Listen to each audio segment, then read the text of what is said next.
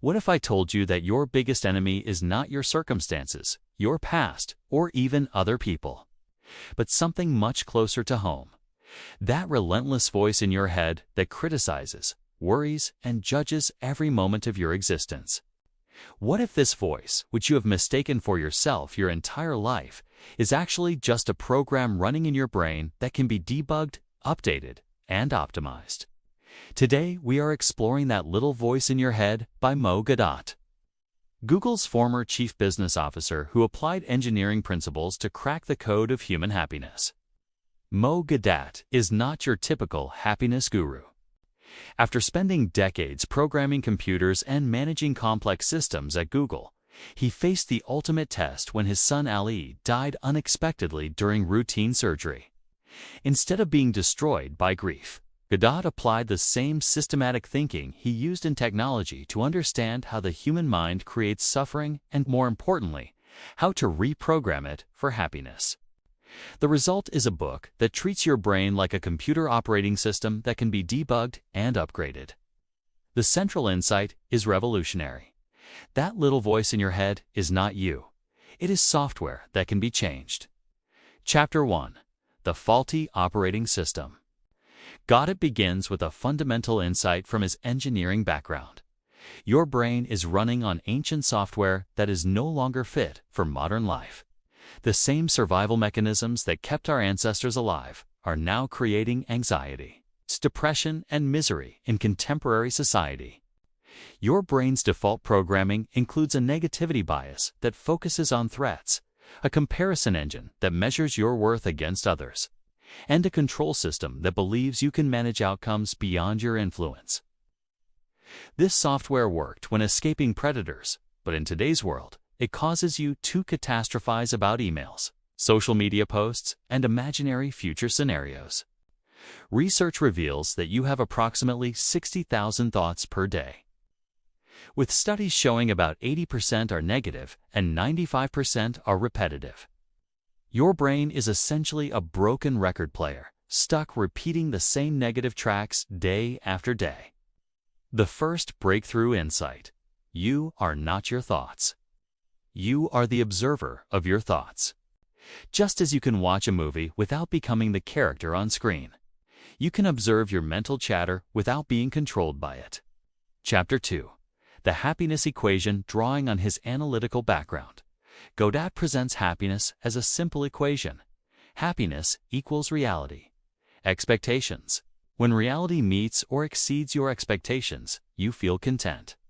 When it falls short, you suffer.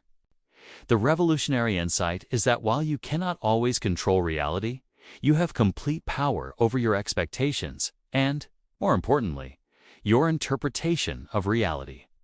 Most suffering comes not from what happens to you, but from the story your inner voice tells about what happens to you. For example, losing a job can be interpreted as career failure and personal catastrophe, or as an opportunity for growth and new possibilities. The external event is identical. Only the internal story differs. Yet this story determines your emotional experience entirely. Chapter 3. Debugging your mental code. Gawdat identifies several bugs in our mental programming that consistently generate unhappiness. The comparison bug. Your brain constantly compares your inside experience to everyone else's outside presentation. Social media has amplified this bug exponentially as you compare your private struggles to others' curated highlights. The debug process. Recognize that everyone is fighting battles you know nothing about. That perfectly happy couple on Instagram may be struggling with infertility. The successful entrepreneur may be battling depression. Comparison is not just pointless. It is based on incomplete and inaccurate data. The control bug. This program tells you that you can and should control outcomes that are actually outside your influence. You worry about the weather during your wedding, your adult children's choices, or global economic conditions. This creates constant stress over things you cannot change. The patch. Focus exclusively on what you can actually control: your actions, responses, and interpretations. Everything else is outside your sphere of influence and therefore not worth mental energy. The perfectionism bug. This code demands flawless performance in all areas of life. It tells you that anything less than perfect is failure, paralyzing you with fear and preventing you from taking action or enjoying achievements. The upgrade. Embrace good enough and recognize that perfection is not just impossible. It is a moving target designed to keep you perpetually dissatisfied. Excellence is achievable and satisfying. Perfection is neither. Chapter 4. The Observer Protocol. The most powerful tool in the book is learning to become an observer of your thoughts rather than being controlled by them. This involves creating space between you and your automatic mental reactions. When negative thoughts arise, instead of being swept away by them, step back and observe them with scientific curiosity. Ask yourself, is this thought helpful? Is it based on facts or assumptions? What would I tell a good friend having this exact thought? This observer stance activates your prefrontal cortex, the rational, problem-solving part of your brain, while deactivating the amygdala that generates emotional reactions. You literally change your brain state through conscious observation. Practice the 3-2-1 technique. When caught in negative thinking, count backwards from 3 while taking deep breaths. This interrupts the automatic thought pattern and creates space for more rational responses. Chapter 5. Reprogramming your inner voice. The book provides specific techniques for upgrading your mental software. The compassionate voice update. Replace your inner critic with a compassionate inner mentor. Instead of, "I am so stupid for making that mistake," try, "I am human and learning from this experience." Instead of, "I always mess everything up," try, "I am doing my best with the resources I have." The reality check protocol. When your inner voice creates drama or catastrophe, run a systematic reality check. What is actually happening right now versus what story am I creating? What evidence supports this worry? Am I fortune-telling or mind-treating? The gratitude interrupt. When caught in negative thought loops, interrupt the pattern by identifying 3 specific things you are genuinely grateful for in this moment. This rewires your brain to notice positive aspects of your current experience. Chapter 6. The Neuroscience of Change. Gawdat explains the scientific basis for why these techniques work. Every thought creates neural pathways in your brain. Repeated thoughts strengthen these pathways until they become mental. Your brain's ability to form new connections continues throughout life. By consciously choosing different thoughts and responses, you literally rewire your neural networks for greater happiness and resilience. This process requires patience because you are essentially installing new mental software while old programs continue running. Be compassionate with yourself during this upgrade period, understanding that change takes time and consistent practice. Chapter 7. The Relationship Revolution. One of the most powerful sections explores how your inner voice affects relationships. When your internal dialogue is critical and judgmental toward yourself, this naturally extends to how you perceive and interact with others. Developing a more compassionate inner voice creates a positive feedback loop in all relationships. You become more patient with others' mistakes, more understanding of their struggles, and more generous in your interpretations of their actions. The book reveals that most relationship conflicts stem not from external circumstances, but from the stories each person's inner voice creates about the other's intentions and actions. By managing your internal narrative, you can transform your relationships without requiring others to change. Chapter 8. From Self-Focus to Service, inspired by wisdom from his son, Ali. Gawdat introduces legacy thinking as the ultimate happiness upgrade. Instead of asking, "What will make me happy?" the more powerful question becomes, "How can I contribute to making the world better?"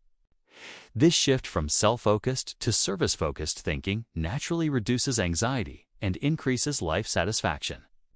When your mental energy is directed toward helping others, less bandwidth is available for self-criticism and worry. Service does not require grand gestures. Simple acts of kindness, genuine listening, and small contributions to others' well-being create meaning that transcends personal circumstances. Chapter 9. The Daily Operating System. The book concludes with practical implementation strategies. Morning boot up. Begin each day by setting an intention to observe your thoughts with curiosity rather than judgment. This primes your brain for conscious awareness rather than automatic reactivity. Midday check-in. Several times throughout the day, pause and notice your inner voice. Is it being helpful or harmful? If harmful, apply the observer protocol and choose a more balanced perspective. Evening reflection. Before sleep, acknowledge moments when you successfully questioned or redirected unhelpful thoughts. This reinforces positive mental habits. The 5-minute practice. Spend 5 minutes daily in quiet reflection, simply observing your thoughts without trying to change them. This builds your observer muscle gradually. Chapter 10. The Ultimate Truth. The book's final message is profoundly empowering. You are not a victim of your thoughts, circumstances, or past experiences. You are the programmer of your mental operating system. With proper tools and consistent practice, you can debug the code that creates suffering and install new programming that promotes peace, resilience, and authentic happiness.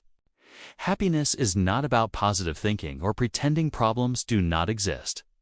It is about developing a more accurate, compassionate, and helpful way of interpreting your life experiences.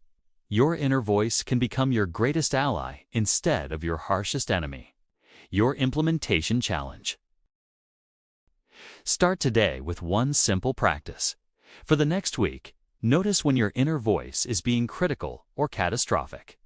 Instead of fighting these thoughts, observe them with curiosity. Ask yourself, is this thought helping me or hurting me?